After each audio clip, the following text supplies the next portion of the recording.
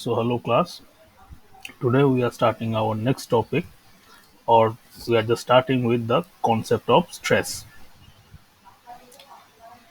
So, stress is basically a response of a body when we apply a force to deform it. We know three kind of stresses. That is tensional stress when we are pulling that body apart, and compression is when we are pushing it hard, and shear is when we are giving a tangential force that is shearing through the body. So, as the basic concept of stress, we we just know it is force per unit area. So, imagine you are trying to break a rock just by hitting it with a hammer. You can do it more efficiently if we just use a chisel. Reason is what? That total force when you are applying directly, it is basically the total contact area of the hammer, but when you are using a chisel, that whole force is applied through a very small portion. So that's why the overall stress at that point is increasing. That's why that breakage is more efficient in case of using a chisel. Same goes for a blunt knife and a knife that is sharpened very well.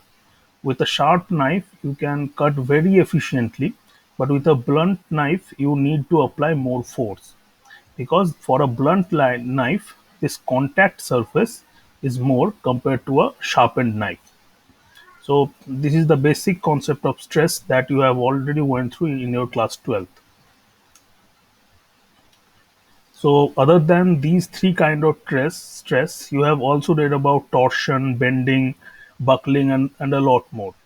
But why we basically mainly focus on this tension, compression, and shear is because using these three force, these three kind of stresses, you can actually define a condition of a small element in a body, and from that, from using these three stresses itself, you can talk about its the condition when it is going to fail and etc. Basically, we with this tension, compression, and shear, we define something called tensor. This term you might have heard, yeah, heard previously, but in this course we will go deep into it and understand tensors. So tensor is basically a representation of stress condition of a small element inside a body. Means suppose there is a body, it can be of any complex shape, and inside that body you are taking a small cubical shape. As here we are doing a 2D analysis kind of things, that's why it is just shown as a square. A tensor is basically for small cubical elements that is very small, that this curvature etc doesn't matter, and it appears somewhat like cube only. So in that cube, you can have three kind of compression or tensile stresses, that is sigma x, sigma y, sigma z. They can be either tension or compression, and other forces are shear. And for a shear kind of force, this shear is equals to this one. So we basically somehow what define these stresses in form of a matrix, and with that matrix we very easily compute several strain and other stress related things much easily compared to we are dealing with these values individually. So the tensor basically looks like this. It is a simply a matrix, and for a and its convention is like that. In the uh, whatever stress is there in its x direction, that is sigma xx. Sigma xx means that in the x direction what kind of normal stresses it have, and sigma xy is from x plane, in the x plane toward the y direction, what kind of shear it has, that is sigma xy. Similarly, sigma xy, or we call it tau xy, or in case of in this y plane, tau yx equals to from the in the tau y plane towards the x axis, what shear is there, that is your tau yx. And no, and this is true for all the cases, or it is basically how it is formulated, and the sign for tau xy will always be opposite of tau yx. Means if this value is -10, this will be +10, and it is true for all the cases, for these pairs, for all the pairs. Whatever we were seeing in this 2D case, that the shear thing, if this shear force is in this way, that means the shear opposite to it will be the same, and the shear next plane, the shear force next plane to it will be of opposite sign. So, same thing we can even understand it. Just we just after doing some computation and some getting habituated with it, we will be able to understand it. So the question is why we are actually bothered about this tensor and this small element of things. So like in our class 10th we have done that. Simply we had a body and force was applied to it and divided by the area. But why we are concerned about these tensor analysis is because for a body, suppose there is a force is applied, and we want to know in a particular position what may be the stress condition there, or we want to compute the stress condition for the whole body and want to know at what places the concentration of stresses are high and where the failures may occur, so that we can reinforce that area to avoid failure, or strengthen that body for much longer load conditions. So in this example, it is basically a tensile test is happening for this metal bar.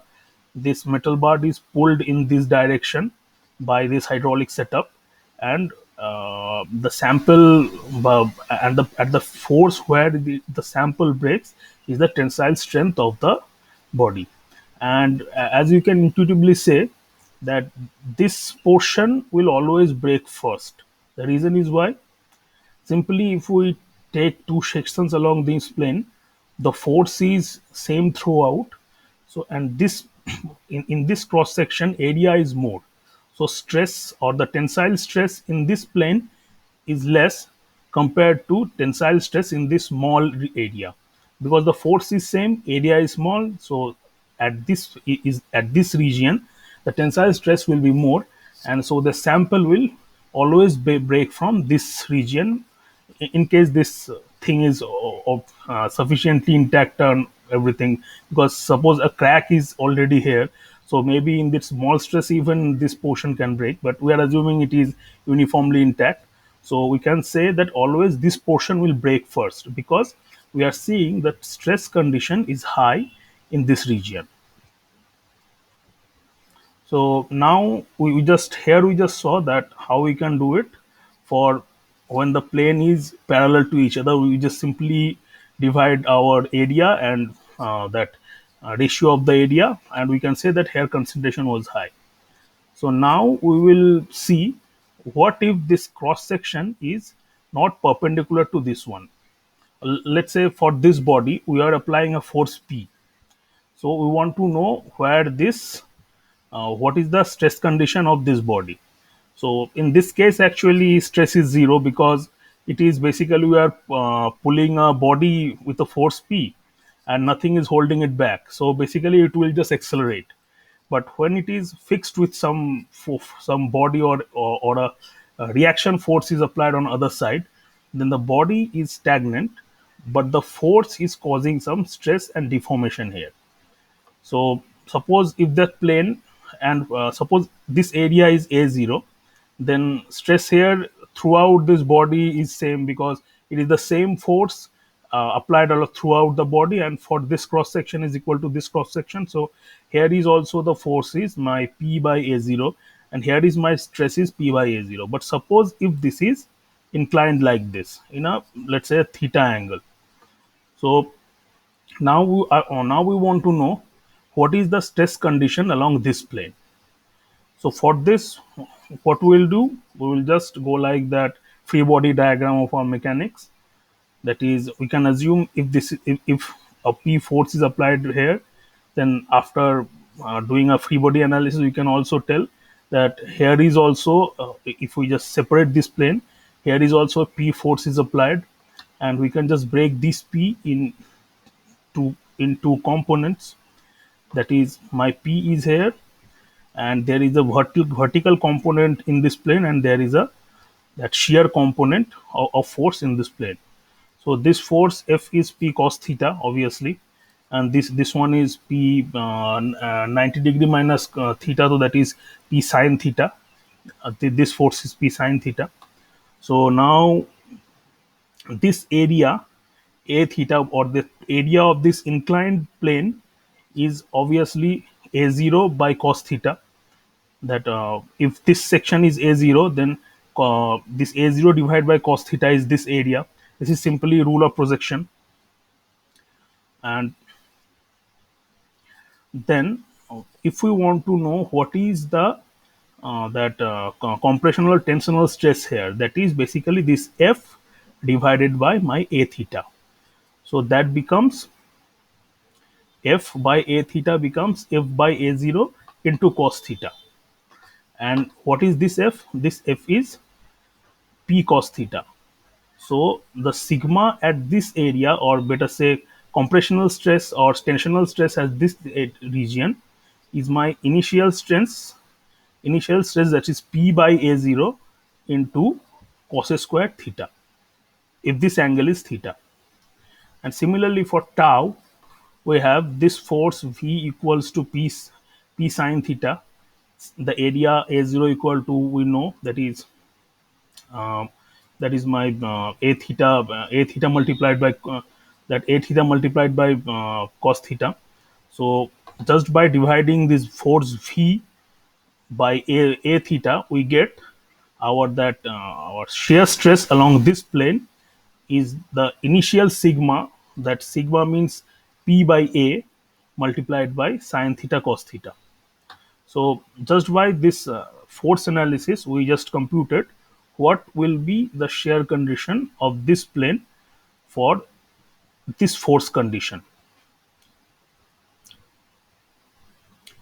And for our help, we can also replace this cos squared theta with cos 2 theta plus 1, 1 by 2, and same goes for sine theta cos theta.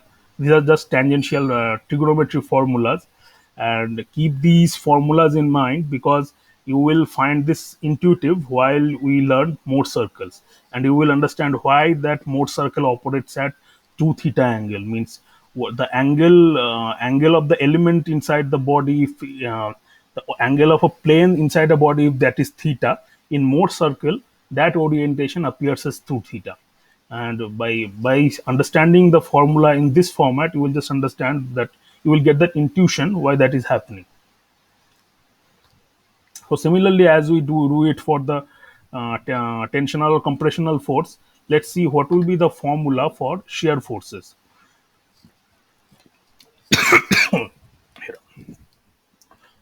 Similarly, for shear forces, this is my P, and this V equal to, this time, P cos theta, and my F equals to P sine theta. The what was in case of tension, that in case of shear, thus that equations are somewhat same, but it is the swapping.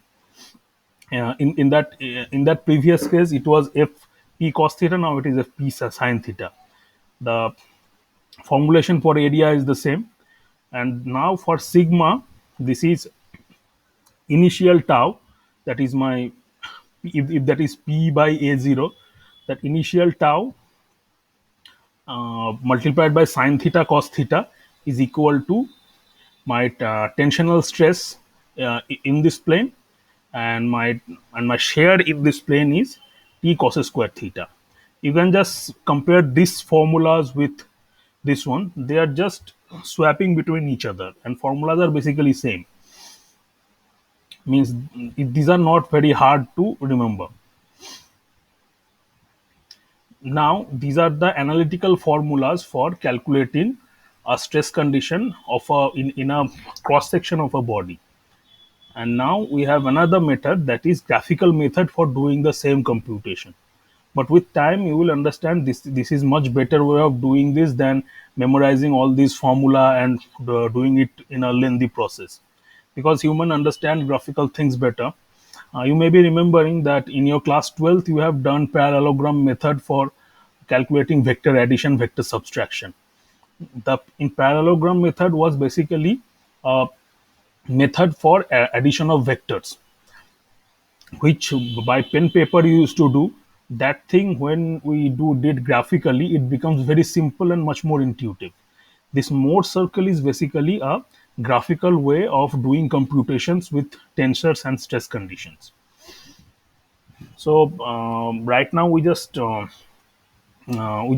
how we analytically solve it. In this due course we will first solve some problems with that analytical method, and we will also solve the same problem with Moore circles. So Moore circle is basically what? When we have a stress condition of a body, and this is for your information, this is 2D Moore circle. In our course we will mostly handle 2D Moore circles, but there is a Moore circle for 3D tensor also. But for the time being we will stick with 2D Moore circle, so that our concepts are good. Then we will jump to 3D Moore circle later. So Moore circle is basically what? Suppose there is a stress condition of a small element. For its x-axis, whatever stress value we will get in the normal direction, that point you will take, and whatever tangential stress or the tau shear you will have, that you will put in y-axis. So in the Moore circle, x-axis is basically your normal stresses, and y-axis is your tangential stresses. So for this plane you just put this value, and similarly for y plane you will have some values, and that you will put it here. And then by joining these two lines you will get an intersection with your x-axis, and making that intersection as your center, you just draw a circle, and that becomes your Moore circle. And every dot in this path of circle will basically represent a orientation of your tensor inside a body. Uh, and while doing with Moore circle, we just have to take care of the conventions. In our rock mechanics, we generally take compression as positive, means this kind of force, means this is, if this arrow is outward we take it as negative, because in case of rock mechanics we mostly do deal with compressive force. There are only in some cases we get tensile forces on rock.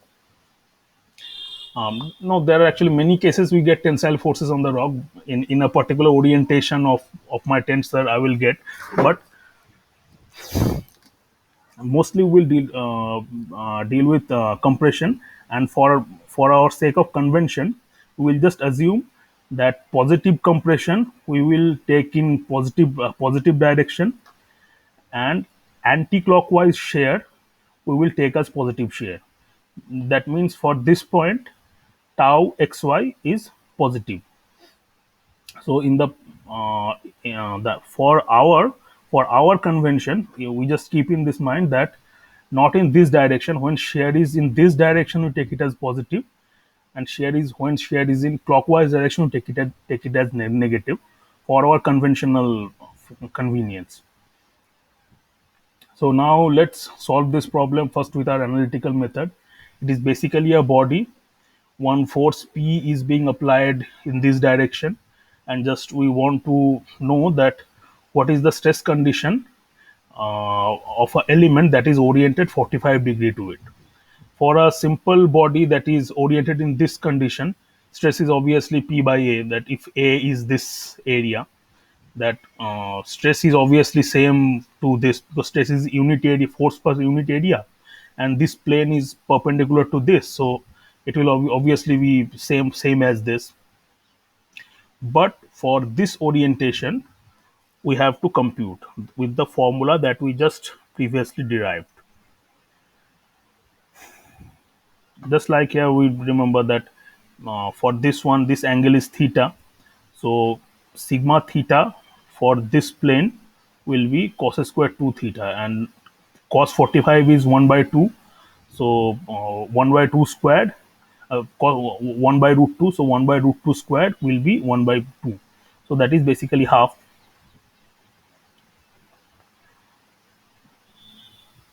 So these are, they have just computed in this diagram. So let's put some number in P. So let's say our P is minus 10 Newton, because it is in tension. So we are saying it is minus 10 Newton. And our area, let's assume our area is 0.1 meter. So our stress in this plane is 100 Newton per meter square. So same way, now we are multiplying it with cos square 2 theta. That means cos square 45 degree. That is 1 by 2. So the value we get here is 15, or let's say minus 50. But now imagine we want to know the area of this portion. So what is theta value for this area? That is minus 45. uh, for theta, convention is anti-clockwise theta is positive, clockwise theta is negative. So theta value for this plane in with respect to this axis P, this axis where the P is acting is minus 45. So if we put theta minus here, cos minus theta equals to cos theta. So that's why this value remains unchanged independent of direction. So for that lower value of P itself, for the lower value of theta itself, the value will be minus 50. And same goes for this direction, that is 90 degree plus 45, and 180 degree plus 45, the value will be all same. But in case of shear stress, what we can find, that when theta is positive, when theta is positive, then for cos theta and sin theta, both are positive elements. So for theta positive, we'll get a tau value of minus 50. But for negative theta, when for this plane, we will get cos sin theta equal to negative, but cos theta equal to positive. So this minus minus will eradicate itself, and for this plane, the value for tau will be plus 15. So as in our convention, clockwise is minus, anti-clockwise is positive. So for this formula, when we are using it, we have to take care of the sign conventions. Similarly, for the same body, let's say we are applying another force in this y direction itself. Then the formula is not very complex. We just simply have to add up. That means, suppose we want to calculate sigma for or the sigma and tau for this plane, then what we'll have to do, we just independently calculate sigma of these two bodies for these two forces, and we simply sum them up. Let's say we want to know the normal stress in this plane. Then using this formula, that's cos squared sigma 1, we get the normal stress in this plane due to this P.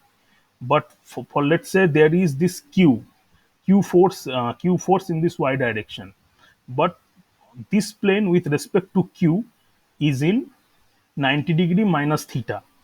If this angle is theta, then this portion is 90 degree minus theta, and that is also is in clockwise direction, that means in minus direction. So for this plane, for this axis becomes minus pi by 2 minus theta. In case if you are not getting it, you can just pause for a moment and just understand why I have written this here. This pi by 2 minus theta is because this angle is 90 degree minus theta, and this minus is there is because it is clockwise from this axis. So we are just basically computing forces, that normal stress due to this force and normal stress due to this force, and adding this up.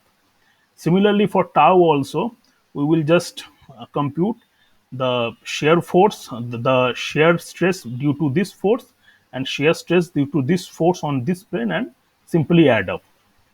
And in this setup, you can just see if our sigma 1 and sigma 2 are equal, then actually this becomes cos square theta plus sine square theta.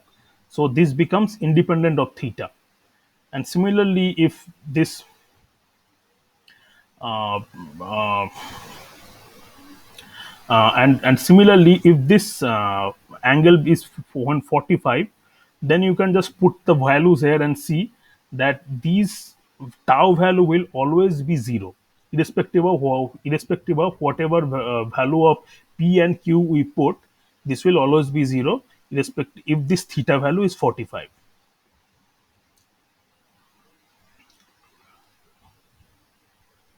So now let's solve these problems with Mohr circle. So basically, initially, as we had that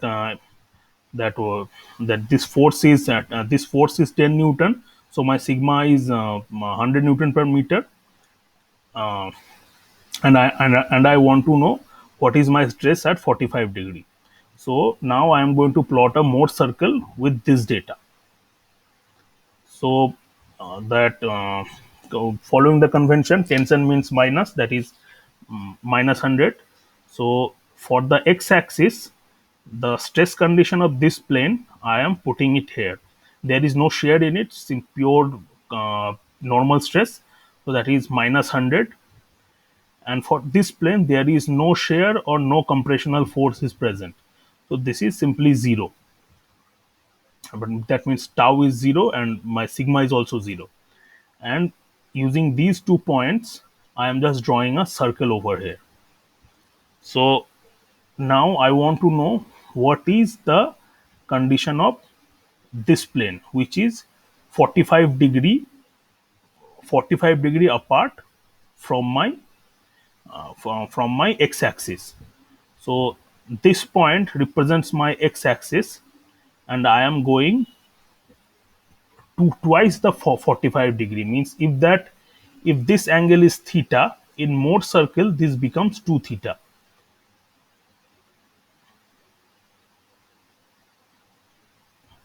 So I will go twice 45 degree, that is this point. That means this point in the Mohr circle will correspond to stress condition of this. So what is this point? This point is 50-50. That means sigma is 50 and my tau is minus 50. When sigma is minus 50, tau is minus 50.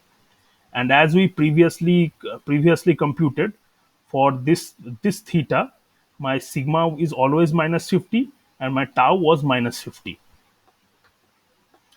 And if I want to know stress condition of this body, that is 45 degree clockwise, in this case from the x-axis I will go twice 45 degree, that is 90 degree clockwise, and this point will tell about my stress condition of this plane. So what I am getting here, that is my tau positive 50 and sigma minus 50. And we have previously computed the same.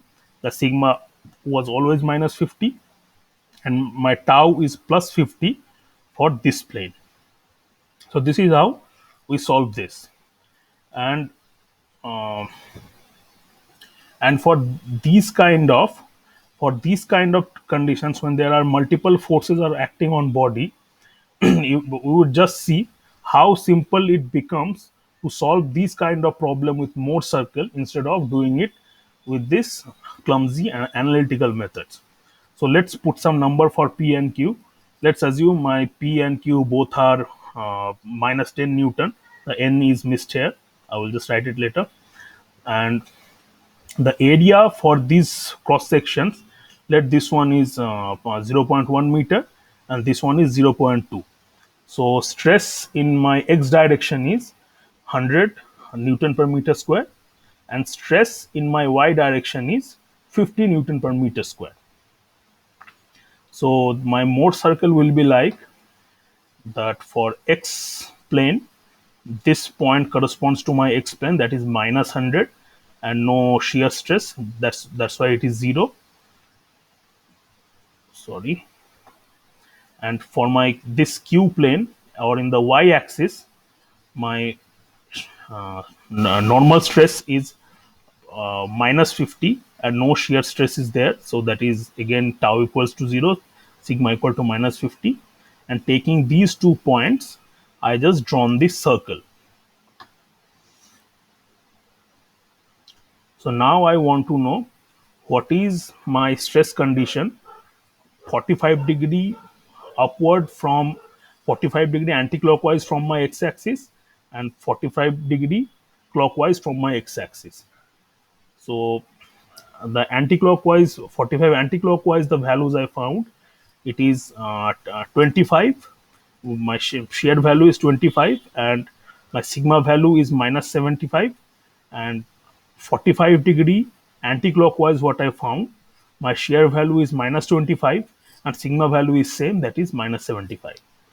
Now we just, for these problems, we're just solved with when my axis is when there are no shear, but we can solve this with shear also.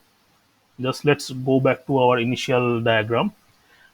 What we simply do, for the stress condition that will given in the problem, we'll just plot these numbers maybe in a graph sheet, or we can do it even with scale pencil also, that respected to their, in ratio of their value, we'll just plot this sigma x and tau y in our graph sheets. And getting these 2 points, we'll just draw the circle. And let's say, suppose we are asked that 45-degree from this point, so we will go 45 this way, that 90-degree with respect to this. And for this point, we will measure what is the tau value and what is my sigma value, and that will be answer for that point. So just after this class, I will upload some assignments where we will have two problems. One is very simple and one is slightly tricky, that we will solve with both your analytical method and your mode circle method. And there are two links I am giving you where you can just plot mode circles for different values, just so that you can play with it and get some conceptual idea about how mode circle operates and all. But keep that convention in mind. In our mining rock mechanics thing, we basically prefer to take compression as positive and anti-clockwise shear as positive shear. In many books or in many cases, you will see that convention is somewhat different, but uh, for this class, I will just suggest we just stick to this convention and do away with it. But after you get little mature in this method, you will just understand this conventional doesn't matter much, but while dealing with the problem, you will understand when to take plus and when to take minus. But for the early days, let's take this convention and solve the problems we have. So after this class, I will just collect some of the MCQ type of problems or some conceptual questions related to this module, that stress and mode circle module. So next time we are likely to have a Google Meet class. There we will have some of our doubt clearing sessions and discuss some of those MCQ kind of problems there. And then after this, we will move to the stress strain relation and strain analysis of a body. So thank you for listening this far.